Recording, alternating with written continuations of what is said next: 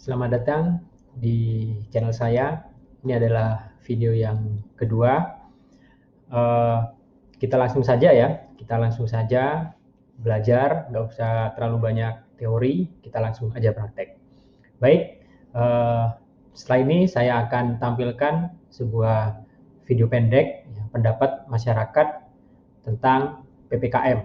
Nah, nanti dari sana kita akan coba belajar bagaimana apabila kita ditanya seperti itu, tapi dalam bahasa Inggris. Nah, jawabnya itu bagaimana? Nanti di sana akan ada beberapa aspek kebahasaan yang akan kita bahas bersama-sama.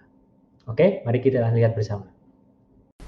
Pastinya sangat berpengaruh sih Pak, terutama di kita untuk seperti jam kerja kita dikurangin, lalu digaji karena kita juga kan tidak digaji oleh pemerintah, kita digaji oleh swasta juga.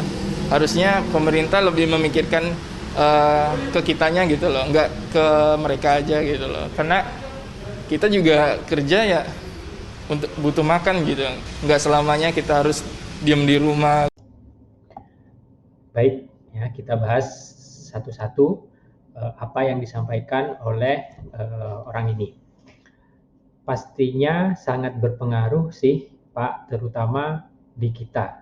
Kita berhenti aja sampai di situ ya. Nah, saya membayangkan teman-teman semua ini memulai belajarnya dari nol. Nah, tentu yang ada di pikiran kita itu kan sederhananya adalah tinggal menerjemahkan saja kata per kata dari teks itu. Nah, namun ketika seperti yang saya sampaikan di video yang pertama, jadi kalau kalimat kita itu belum benar dalam bahasa Indonesia, nah itu akan cukup menyulitkan kita untuk membuat kalimat dalam bahasa Inggris. Nah, kalau kalimat yang seperti cuplikan ini,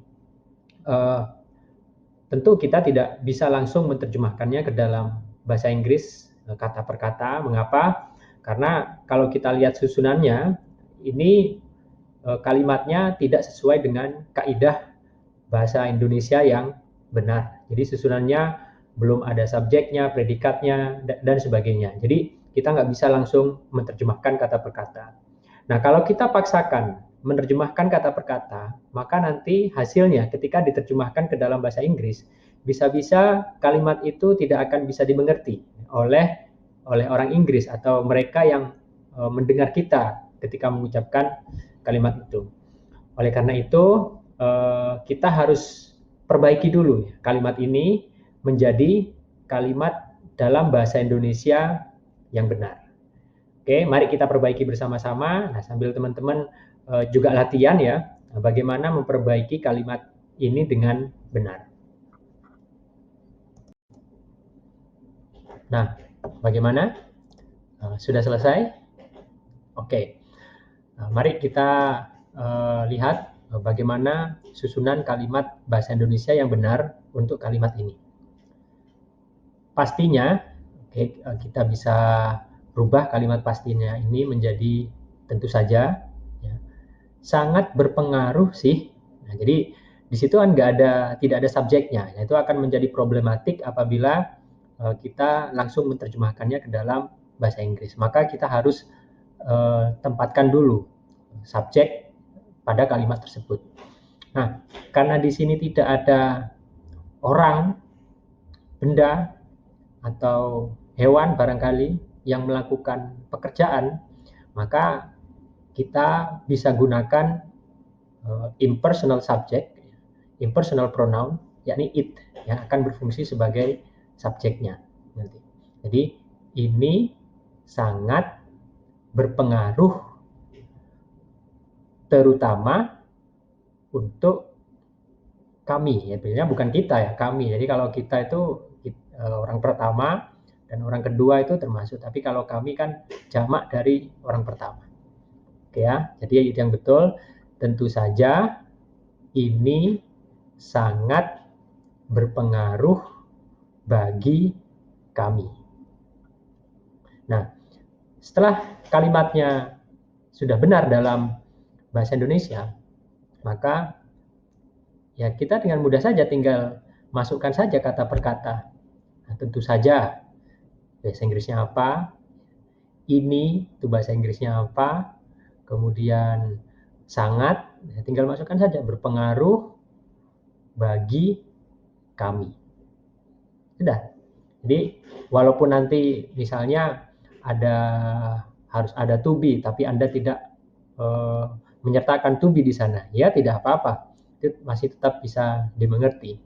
Kemudian kata berpengaruh, nah karena di sini nanti akan ada bentuk derivatif dari kata berpengaruh, seperti di bahasa Indonesia misalnya ada berpengaruh, pengaruh, mempengaruhi. Jadi kalau di bahasa Indonesia kan ada awalan, akhiran, seperti itu. Nah di bahasa Inggris juga ada seperti itu. Jadi nanti akan ada tambahan ya dari kata tersebut. Tapi walaupun misalnya Anda belum hafal, misalnya hafalnya cuma katakanlah influence, ya tidak apa-apa, pakai aja itu sementara.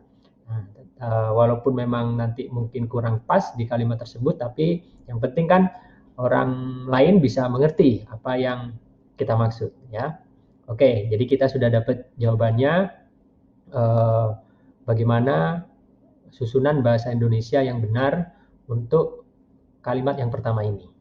Nah, tinggal dibahasa Inggriskan saja.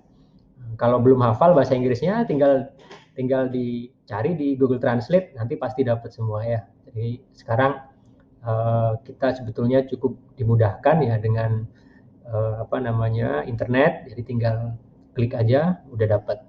Ya, itu kalau untuk yang kalimat yang pertama. Nah, bagaimana jawabannya?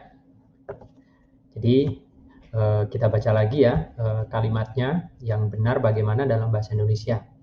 Tentu saja ini sangat berpengaruh terutama bagi kami.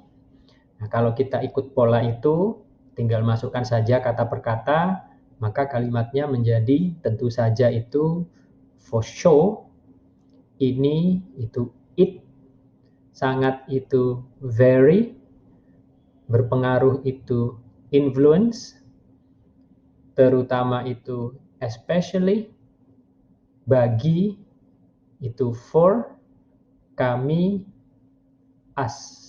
Nah, jadi kami kalau di belakang itu us ya, kalau di depan baru pakai we. Nah, tentu seperti yang saya bilang tadi, ini bukan kalimat yang benar, tapi setiap orang yang mendengar kita pasti tahu maksud kita itu apa. Nah, saya akan berikan kalimat yang lebih baik ya, lebih baik dari dari hanya sekedar menerjemahkan kata-kata seperti itu. Nah, kalimatnya bagaimana? Kalimatnya seperti ini. It for sure affects us a lot.